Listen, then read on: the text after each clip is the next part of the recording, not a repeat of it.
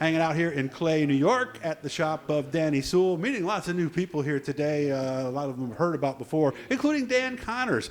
Of course, there's two Dan Connors that you know if you've been going to Oswego. This is Dan the third, technically. He's 57 years old, started racing back in 1998. His son, Dan, or Daniel, whatever you want to call him, is actually goes by Junior, but he's actually the fourth. He's been racing at the track since 2009. But we're going to learn a little about Dan, talk about racing with his son, some of the stuff they do. So that's why we're doing this today. How you doing, man? I'm doing good. How are things looking back at your guys' shop? Pretty good. We're rolling forward. Get the motors ready to go back in and take the rear end apart and try to be ready for the opening race. What are you guys going to do this year? How much are you going to run? Supers and ISMA? We're planning on running all the Oswego and then as many ISMA shows as we can. Well, there's 3 at Oswego. Might you travel to some of the others too? Yep. Well, we're looking forward to the 3 at Oswego, but we ran pretty good at Star last year. So we're really looking forward to going back there again, too. And Star's the shorter of the 2, right? Yep, a quarter-mile track, yep. Sounds like it's right up your son's alley with his quarter midget background, right? It is. Jeffrey Abel kind of came into the same. He's very good there, too. So they race together? Coming from that quarter midget background, I think it helped him out a lot, yep. I've been stressing that on my channel for a long time. Don't wait till your kids are older to get them into something. Yeah. Get a quarter midget, a microd, a cart, anything. It really does help the learning curve, doesn't it? They learn a lot fast. Now, when did you start? 98. Were you, because you were fairly, you weren't a spring chicken. You weren't a kid wasn't a spring anymore. chicken. How did you come to racing so Just late then? Working on cars, and I got in with Jeff West and was full into working on the cars. Just 90% of the time I wasn't at work. So with that, Ralphie McLaughlin was helping out, and we talked one night, and he said, "Do you want to race?" And I said, "Yeah." And guess what? That spring we went to Volusia. And how old were you at this point? Oh boy. We'll see, 98, so let's do some math here. About 24, 23, somewhere right around in that Maybe age? 28, something like that. Okay, all right. Now, this I didn't know. At that 24. point, there were 2 tracks in Volusia? There was 2 tracks. The dirt track, well, before that, we used to go there and race, and we raced on the paved track. There was a dirt track right next door. But the dirt used to fly over on the track and spin some guys out once in a while. Yeah, you told me 3 and 4. You really had to pay So attention. they actually swapped the tracks and paved the dirt track and put dirt down on the paved track, and they're still running that paved dirt track now. Mm-hmm. And the other track is long gone. So. Oh, okay. All right. So the asphalt is still underneath the dirt track that they're running That's right right. now. Yep. I did not know that. I mean, maybe you guys didn't know that as well. What finally got you out from being a driver? Just money and time working it, and my son was racing the quarter midget, so I kind of dove full into that with him, and we've been ever since. How much super stuff and how much ISMA stuff did you do? Was it equal or was? No, I guess it was equal in the first year or so, and then it kind of just became Oswego. Mm-hmm. And when I started with my son, we just started at Oswego, and slowly got into the ISMA. And he loves all of it, so yeah, that's what we do. Do most guys start running both, or do most people start with just the super and then learn the ISMA? I think it depends on where you grow up. If you're around the ISMA cars all the time, if in New England, that's what they do. Yeah, I've heard that area. We're fortunate here to have Oswego in our backyard, and that's what we do. Yeah, because back in the day, they were there once, maybe twice a year, and that was it, right? Yeah, a long time ago, Harry Crusoe wouldn't let him race there because he thought the wing would fold over on the cage. Interesting. And they never allowed him to run with a wing there. Oh, okay. All right. So your son starts racing. He's 6 years old. It's 1999. You were Syracuse and Volney? Yep. Talk about 2 totally different tracks for your son to totally learn on, different. Right? Yep. And it became a Friday night to a Sunday morning thing, and every weekend, 2 cars each class.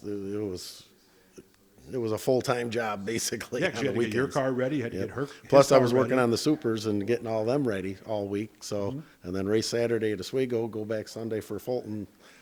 It was a busy time. Yeah, and people think those quarter midgets you don't do a lot of maintenance on. You don't do stuff like that. They're a lot more work than people think, aren't they? Especially if you want to win. It's just a smaller version of these cars. Yeah, smaller version of a non-wing sprint, almost too. There's a lot of commonalities there. But they really do learn all the basics by the time, because he was there till he was 15, so 10 seasons. I'm sure he learned a lot, right? Yes, and like I said, the time, 6 to 9 seconds around a track is a very short amount of time to know what's going on.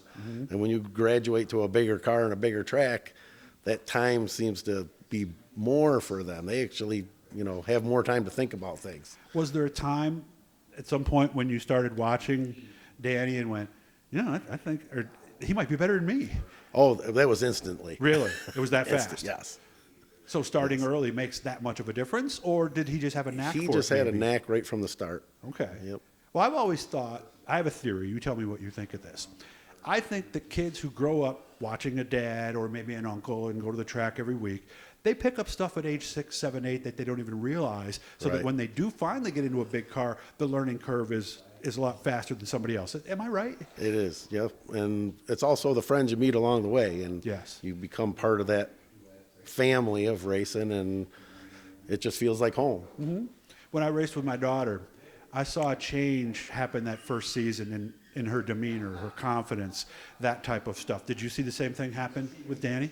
They kind of grow up fast. Yeah. They're still a kid and they go play, but when they're racing, it's like they're an adult. So it's tough for them. They have to give up a little bit of their childhood, I guess, but it's what they love to do, so they do it. And they also learn little things like you can be riding along, minding your own business. Somebody spins in front of you, you get off the brakes. The guy behind you doesn't. You get pushed in. You learn how to deal with disappointment early, don't you? You do. There's a lot of ups and downs. We all know that through racing. And those are life lessons, aren't they? That are, a 9-year-old or a 7-year-old is learning, right? Yes. Did it help him, do you think, with become what he is today? Like I said, the family thing and just racing itself, you pick up those small things and they just become second nature to you, and you just kind of go with the flow, and to them it's nothing after a while. 10 years, somebody new, you're trying to learn everything. It gets overwhelming. Well, even like the little things like that nervous race day stomach and things like that. I'm sure they all still get that. I always heard from somebody, if you don't get that, maybe it's time to get out. 14 years, no wins. How are we going to change that this year?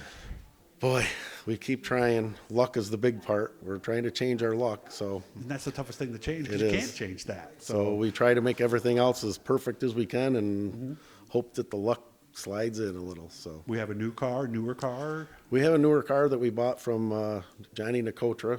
It was Davey Hamilton's car. Oh, the old number 6. Okay. Yep. So we've done pretty well. We've learned a lot with it, and I guess that's why we're still learning it. It's a new car to us, so hopefully we've learned enough to get to that top spot. Well, unlike dirt, for example, at least you have Fast Fridays. There are chances where you can go and actually practice, because that's one of the biggest things with a lot of forms of racing is practicing is you just can't. Yes, that helps quite a bit to be able to practice. How many of those do you guys do a year usually? Half a dozen, maybe?